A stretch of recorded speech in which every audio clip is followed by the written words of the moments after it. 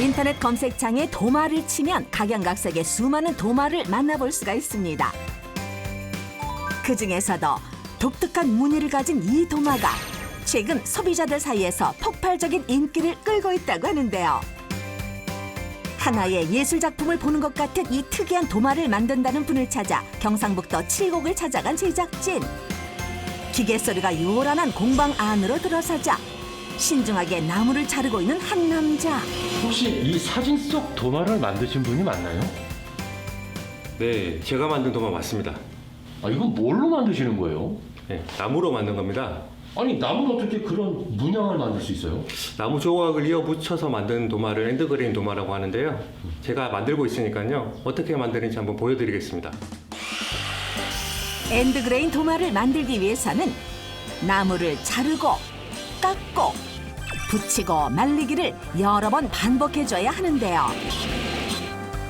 그렇게 무려 일주일을 반복해서 작업해야 도마 하나를 만들 수가 있다고 합니다. 자, 다 됐습니다. 이게 바로 사람들이 도마 중에 명품이라고 하는 엔드그레인 도마입니다. 평범한 도마는 만들지 않는다. 아주 특별한 도마를 만드는 목수 경력 10년의 류상재 씨를 소개합니다. 상재 씨가 공방 문을 여는 시간은 매일 오전 9시.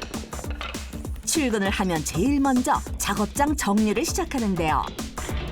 나무 도마를 만드는 공방이라 그런지 작업장 구석구석 다양한 나무들이 가득합니다. 몇 가지 나무를 사용하시는 거예요? 저는 주로 한 5가지, 6가지 정도 사용을 하고 있는데요. 대표적인 게 이제 월넛, 그 다음에 체리, 메이플, 화이트 오크, 뭐 그런 정도 사용하고 있습니다. 도마를 만들 때는 일반적인 나무를 사용하지 않고 경도가 강한 딱딱한 나무를 사용해야 한다는데요. 나무 중에서 어떤 나무가 제일 단단한가요? 제가 지금 사용하는 나무들 중에서는 이제 하드 메이플이라고 나무가 있는데요. 그 나무가 가장 경도가 좋습니다. 하드 메이플은 겉으로 보기에는 소나무와 비슷해 보이지만 나무를 손톱으로 눌러보면 전혀 손톱 자국이 생기지 않을 정도로 경도가 강하답니다. 이렇게 경도가 강한 나무를 잘라붙여 문양을 만드는 것이 엔드그레인 도마의 특징. 이 도마는 지금 3가지 나무를 제가 조합을 해서 만든 도마이고요. 보시면은 색이 이제 좀 확연하게 구분이 되실 텐데 보시면은 여기 체리, 그다음 메이플, 월넛 이렇게 3가지를 조합해서 이제 만든 엔드그레인 도마입니다. 두 번째 거는 이제 한 가지 나무로 이제 만든 건데요. 얘는 이제 화이트 오크라고 해서 저희가 흔히 이제 아는 포도주 통으로 사용되는 그 수종이거든요. 그래서 맡아보시면은 향이 아주 좋아요. 이 도마 만들기가 굉장히 어려울 것 같은데요, 이거? 네, 시간도 많이 걸리고 보통 한 7에서 10일 정도 소요가 되고요. 아니, 도마 하나 만드는데 일주일이 걸린다고요? 네, 손이 엄청 많이 갑니다. 짧게 잡아서 보통 한 7일 정도 소요되고요. 좀 패턴이 복잡하거나 사이즈가 큰 도마들은 뭐 10일 이상 걸리기도 하고요. 체스판 모양 엔드그레인 도마는 메이플, 체리, 월넛 3가지 나무를 사용하는데요. 나무 조각 자체를 이어 붙이는 거기 때문에 성질이 다르게 되면은 나중에 도마를 사용하시다가 터진다든지 이제 뭐 휘어진다든지 여러 가지 문제점이 생길 수가 있거든요. 그래서 이제 비슷한 지역에서 나는 특성이 비슷한 나무들 3가지를 섞어서 그렇게 도마를 만들고 있습니다. 자, 이제 체스판 모양의 엔드그레인 도마를 만들어 볼까요? 3가지 나무를 똑같은 두께로 깎고 다듬은 후 다시 일일이 잘라 각을 맞춰줘야 하다 보니 이 작업 시간이 상당히 오래 걸립니다. 나무를 깎기 시작한 지 한참인데 아직도 손질이 덜 끝난 듯하네요. 패턴이 많아지면 많아질수록 겹합을 많이 해야 되기 때문에 시간이 더 많이 걸리고요. 한 1.5배 정도 더 소요된다고 보시면 되세요. 시행착오를 겪은 덕분에 도마 만드는 원리를 더욱 자세히 알게 되었고 지금은 모양을 한 번만 봐도 만드는 방법이 머릿속에 그려진답니다. 배열을 어떤 식으로 하나요? 크로스로 해줄 건데요. 요거는 이제 체리 나무고요. 얘는 이제 메이플인데 이렇게 사이사이에 하나씩 넣어서 패턴을 이제 만들어 줄 겁니다. 체스 모양 도마를 만들기 위해 1차 집성을 할 때는 나무를 한 판이 아닌 2판으로 나눠 붙여줘야 한다는데요. 조합이 이제 규칙적으로 나오게 하려면은 2판으로 작업해서 섞어야만 이제 그렇게 나올 수가 있죠. 1차 집성이 끝나면 역시 클램프로 조여준 후 접착제가 굳을 때까지 하루를 건조시켜줍니다. 선 작업을 해놓은 2차 집성이 끝난 도마로 작업을 계속 이어가는 상재 씨.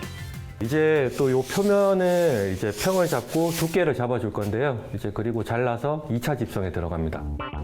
3가지 나무를 접합해 모양이 복잡하다 보니 다른 도마를 만들 때보다 확실히 작업량이 많습니다. 절단 작업이 끝나면 2가지 색의 나무 조각을 모양이 겹치지 않게 번갈아가며 배열해주면 이렇게 멋진 체스판으로 변신을 합니다. 2가지 색으로 했을 경우는 이제 이렇게 교차로 하면 한 판만 하면 되는데 이 3가지 색을 넣을 경우는 무조건 이렇게 2판으로 해야만 이렇게 이쁜 도마가 완성이 되는 거죠. 배열이 끝나면 다시 2차 집성을 위해 나무에 접착제를 바르고,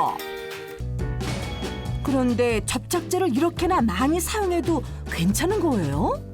보통 목공용으로 사용하는 본드가 있고 그 다음에 물이랑 닿는 부분에 사용할 수 있는 방수용 본드가 있는데 이 특수 본드는 이제 미에프디 승인이 난 방수용 본드로 지금 작업을 하고 있는 겁니다.